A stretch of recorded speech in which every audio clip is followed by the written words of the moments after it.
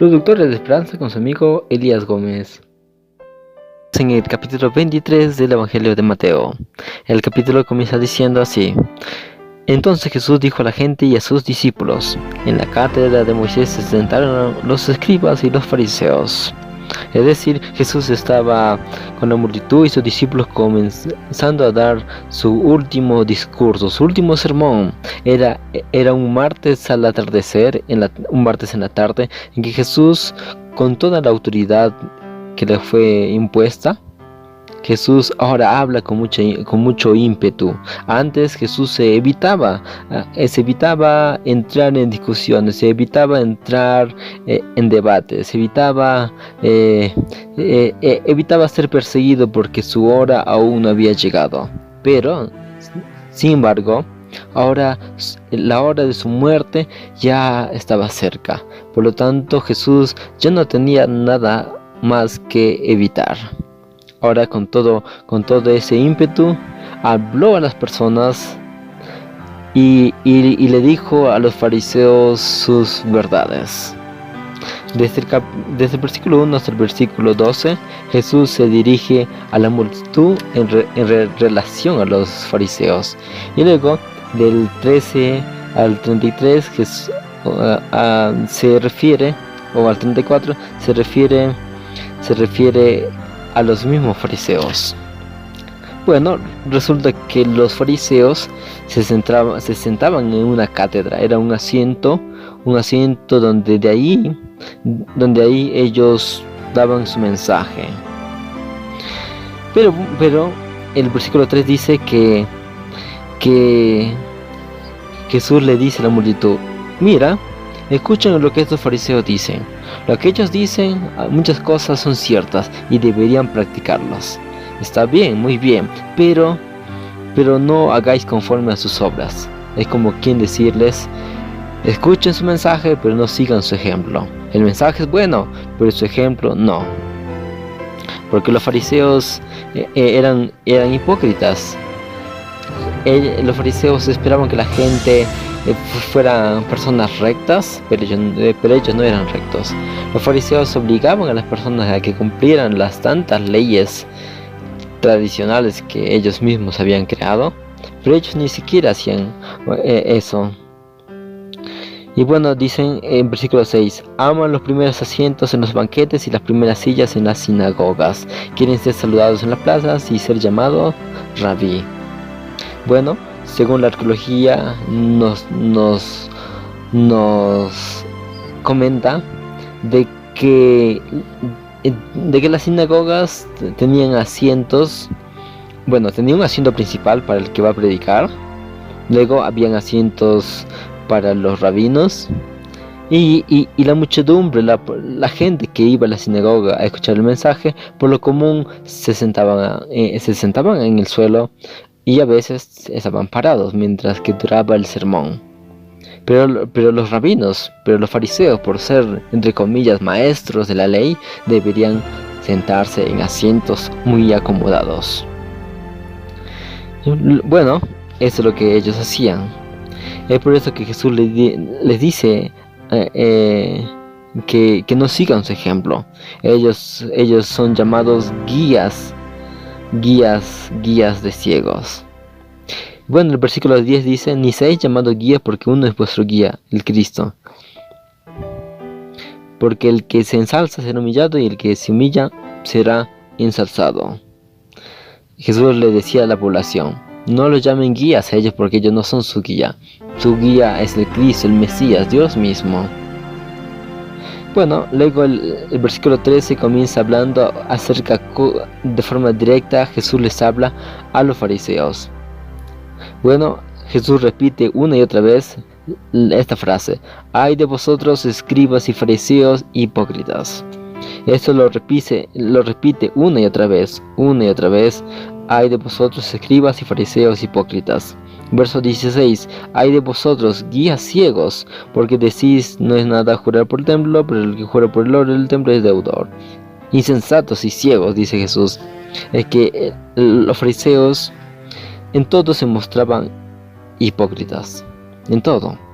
Por ejemplo, los fariseos convencían a las madres viudas a que vendieran sus posesiones, sus casas para el servicio del templo. Y estas viudas, con ese afán de querer servir a Dios, vendían su casa y lo daban para el servicio del templo. Pero los mismos fariseos usaban esas casas que las viudas les habían dado, pero les usaban para beneficio propio. ¿Qué más? En el versículo 23 dice: porque dais el diezmo de la menta, el eneldo y el comino, y dejáis lo más importante de la ley, a saber, la justicia, la misericordia y la fidelidad. Esto es necesario hacer sin dejar lo otro. Los fariseos se jactaban de darle el diezmo, se jactaban de ser buenos diezmantes en el templo, pero se olvidaban de ayudar al prójimo. Jesús le dice: está bien, dan su diezmo, pero también no se olviden de ayudar a los pobres, a la gente necesitada. No se olviden de ayudar al prójimo. Aquí vemos claramente que Jesús no condena el acto de dar el diezmo, simplemente les dice: dan su diezmo, pero no se olviden también de ayudar al prójimo. Una y otra vez más, Jesús le dice: guía ciegos. Fariseo ciego, limpia primero el interior del vaso y del plato para que el exterior también se quede limpio. Los fariseos criticaban mucho, pero ellos no se miraban a sí mismos.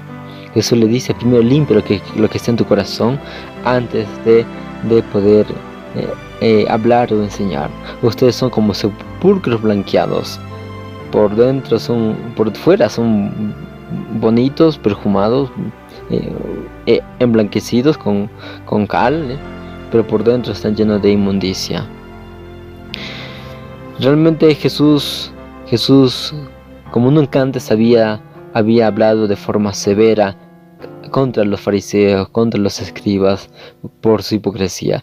Jesús quería en aquella tarde librar al pueblo del yugo emocional que les tenía atado los fariseos.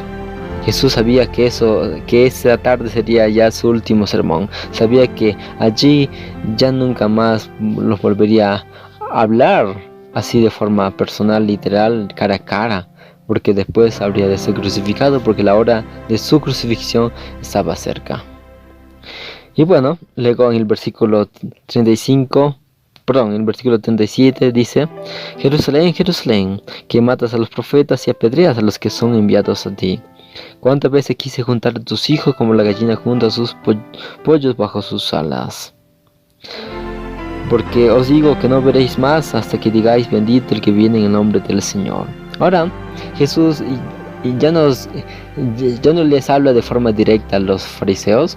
Ahora vuelve a hablarles a la muchedumbre, pero de forma indirecta dice que Jerusalén, a través de sus líderes, muchas veces mataron a los profetas que trajeron el mensaje de Dios, muchas veces.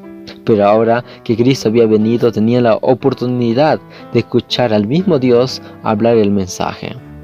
Pero esa época estaba ya llegando a su fin. Cristo habría de ser crucificado y lo verían ya de forma literal, cara a cara, hasta su segunda venida. Y por eso que dice: no me veréis más hasta que digan: bendito el que viene en el nombre del Señor.